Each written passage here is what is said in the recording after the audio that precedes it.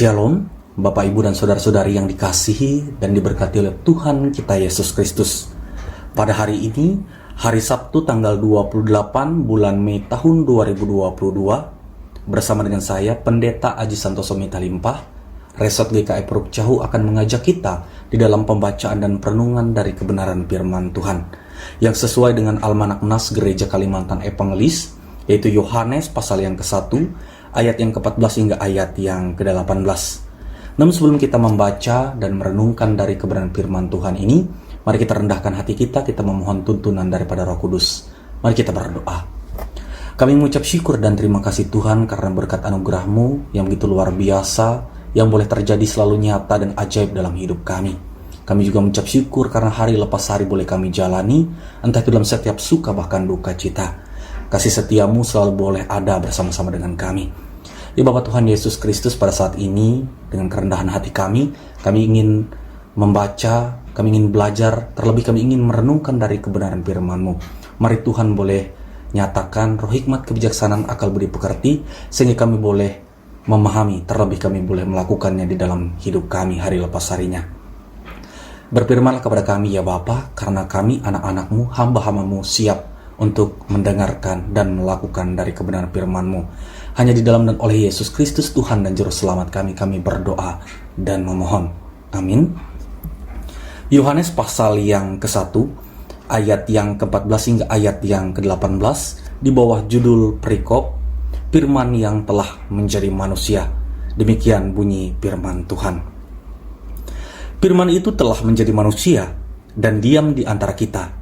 Dan kita telah melihat kemuliaannya, yaitu kemuliaan yang diberikan kepadanya sebagai anak tunggal Bapa, penuh kasih karunia dan kebenaran.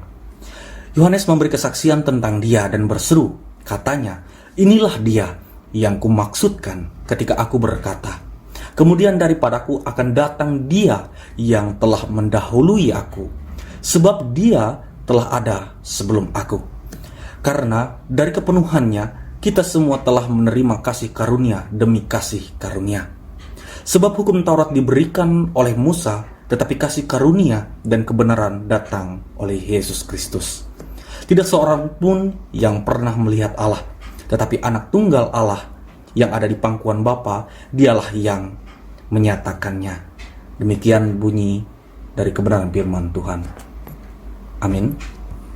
Bapak, Ibu, dan Saudara-saudari yang dikasihi dan diberkati oleh Tuhan kita Yesus Kristus, dari kebenaran firman Tuhan yang telah kita bacakan bersama-sama, mari kita rendahkan hati kita mau belajar mendalami dari kebenaran firman Tuhan.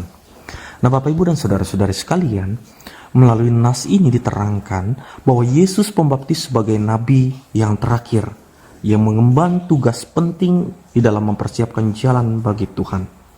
Pekerjaan Yohanes Pembaptis menjadi puncak dari segala apa yang telah dilakukan oleh nabi-nabi pendahulunya di dalam perjanjian lama. Melalui kesaksian Yohanes Pembaptis, ia menerangkan bahwa walaupun Yesus datang setelah nabi-nabi, tetapi Yesus telah ada sebelum nabi-nabi. Itu bisa kita lihat pada ayat yang ke-15. Sebab para nabi diutus oleh Allah adalah untuk mempersiapkan jalan bagi kedatangan Tuhan Yesus. Hal ini sudah terlihat dari nubuatan-nubuatan para nabi dalam perjalanan hidup umat Israel, bahkan sebelum Musa menerima Taurat daripada Tuhan. Di sepanjang perjalanan umat Tuhan, dia tetap menyatakan dirinya. Keilahiannya dinyatakan melalui para utusannya dan nabi-nabinya. Namun, kedatangan Mesias yang adalah Yesus sungguh berbeda dari penyataan ilahi yang pernah dinyatakannya kepada para nabi. Melalui Yesus Kristus, dia menyatakan keilahiannya dengan menjadi manusia. Tuhan yang menyatakan diri dalam daging, dia adalah Allah yang menyatakan diri dengan turut ambil bagian di keadaan yang dialami oleh umatnya. Itu bisa kita bandingkan dalam Ibrani pasal yang kedua ayat yang ke-14. Dan dia juga adalah Allah yang mau tinggal di antara manusia, yang walaupun manusia itu hidup di dalam dosa, tetapi dia mau datang untuk melawat umatnya yang berdosa. Dia mau datang berkemah di antara manusia untuk menggenapi nubuatan. Seperti dari kebenaran firman Tuhan yang berkata, hendaklah ia tinggal di dalam kemah Sem. Itu bisa kita bandingkan dalam Kejadian pasal yang ke-9 ayat yang ke-27 dan Zakaria pasal yang kedua ayat yang ke-10. Bapak, Ibu, dan saudara-saudari sekalian, disinilah keistimewaan daripada Yesus. Bukan hanya karena Allah yang menjadi manusia, tetapi kebenaran yang dibawanya, bahwa dia adalah benar-benar Tuhan semesta alam. Kedatangannya membawa pemberian yang paling berharga, yang tidak akan bisa didapat selain daripada Tuhan Yesus, yang datang daripada sorga. Dia datang membawa kasih karunia demi kasih karunia. Kasih yang tidak berkesudahan, kasih yang tanpa syarat. Kasih karunia hanya dapat diberi oleh Allah yang benar. Disinilah kemuliaan Allah Tuhan kita Yesus Kristus, yang tidak mungkin diberikan oleh manusia, maupun yang diberikan oleh Allah lain. Kasih karunia adalah penggenapan firman-Nya. Kebenaran firman-Nya sejak pada mulanya telah digenapi di dalam Tuhan kita Yesus Kristus. Melalui Tuhan kita Yesus Kristus, firman itu telah menjadi firman yang hidup. Kasih karunia Tuhan telah menghidupkan firman-Nya dalam diri setiap orang yang percaya kepada Yesus. Melalui Yesus Kristus, firman Tuhan bukanlah perintah yang datang dari luar diri manusia, ataupun hukum yang memaksa, tetapi firman yang bekerja dan yang dituliskan dalam hati setiap orang-orang yang percaya. Nah, Bapak, Ibu, dan saudara-saudari sekalian, mengenal Yesus dengan benar dan sungguh-sungguh menjadi pengantar bagi kita di dalam menanti janji Tuhan Yesus tentang kedatangannya kembali. Demikian halnya penantian kita kepada Tuhan Yesus.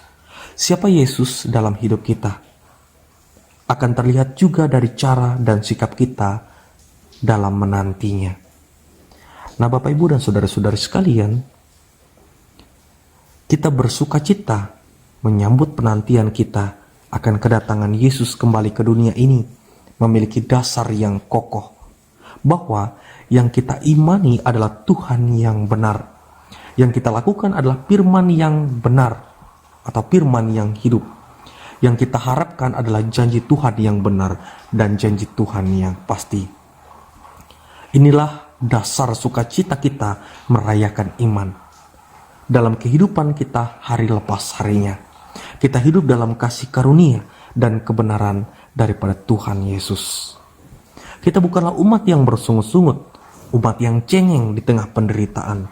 Kita juga bukanlah umat atau orang yang mudah diombang-ambingkan oleh ragam nafsu dunia, yang segera akan berlalu, seperti rumput yang segera mengering.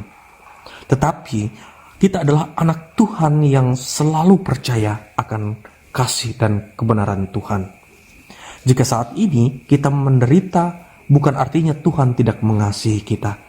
Sebab kita percaya pada janji Tuhan. Jika saat ini kita sedang bahagia, kita percaya ini bukanlah karena kekuatan kita, tetapi itu adalah kasih Tuhan.